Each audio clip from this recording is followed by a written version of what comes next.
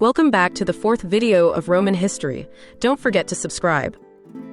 The Roman Republic, 509-27 BC, the birth of a new power. The history of Rome is marked by a political transition that would forever change the destiny of the city, and later the entire world. The fall of the monarchy and the rise of the Roman Republic. To understand the birth of the Republic, we must go back to the last king of Rome, Lucius Tarquinius Superbus. Tarquin, the seventh and last king of Rome, is remembered as a ruthless tyrant whose cruelty and lack of respect for traditional institutions caused widespread discontent among the nobility and the people.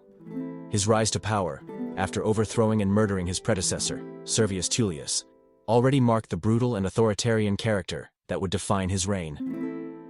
However, what truly ignited the spark of revolution was the outrage committed by his son, Sextus Tarquinius, against Lucretia, a noble Roman woman who, after suffering dishonor, took her own life to preserve her honor. This act of violence and Lucretia's tragic death moved her husband Collatinus, along with his friend Lucius Junius Brutus and other Roman nobles, to rise up against tyranny. The revolt was swift and decisive. The Tarquins were expelled from Rome, and the monarchy was declared over in 509 BC. With the expulsion of Tarquinius Superbus, Rome faced an unsettling dilemma: how to govern the city without a king.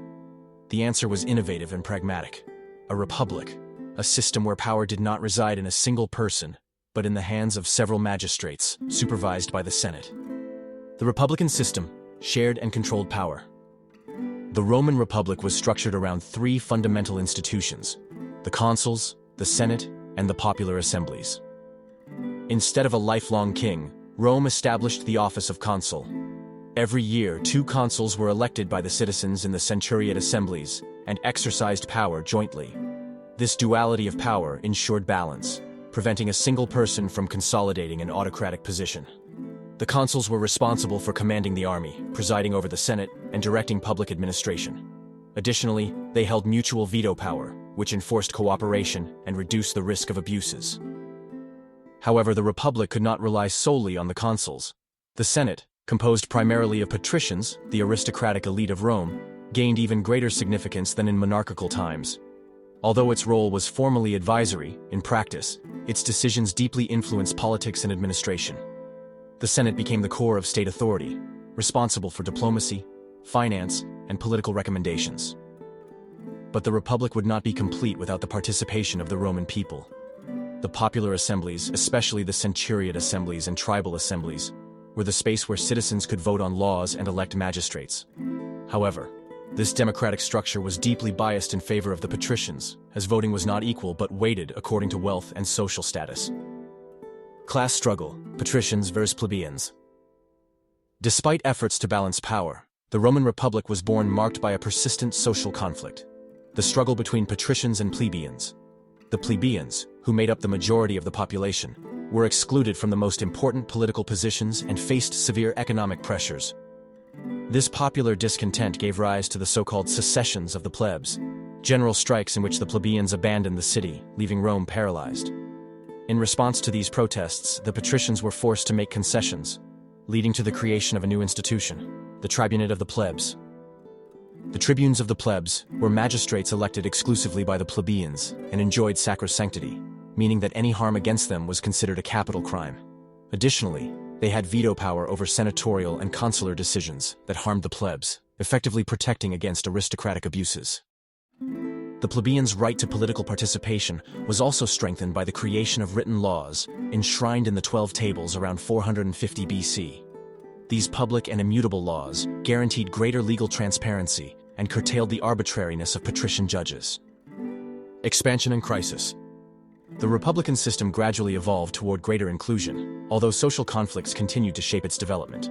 The Roman Republic achieved a precarious balance between different social classes and established a political machinery that enabled its military expansion. The Punic Wars against Carthage, rivalry with the Hellenistic kingdoms, and the progressive annexation of territories like Hispania, Greece, and Asia Minor gave Rome control over the Mediterranean, turning it into its mare nostrum. However, territorial growth brought administrative and social inequality issues. During the 1st century BC, the personal ambitions of military leaders such as Gaius Marius, Lucius Cornelius Sulla, Pompey the Great, and Julius Caesar put the republican foundations to the test. The constant struggle for power led to civil wars that weakened the Senate and exposed the Republic's fragilities. The breaking point came with Julius Caesar's dictatorship, who, after defeating Pompey, was appointed dictator for life in 44 BC. However, his assassination plunged Rome into chaos, and the power struggle continued among his political heirs, Mark Antony and Octavian. Finally, after the Battle of Actium in 31 BC, Octavian defeated Mark Antony and Cleopatra, consolidating his power. In 27 BC, Octavian adopted the name Augustus, becoming the first emperor of Rome and marking the end of the Republic.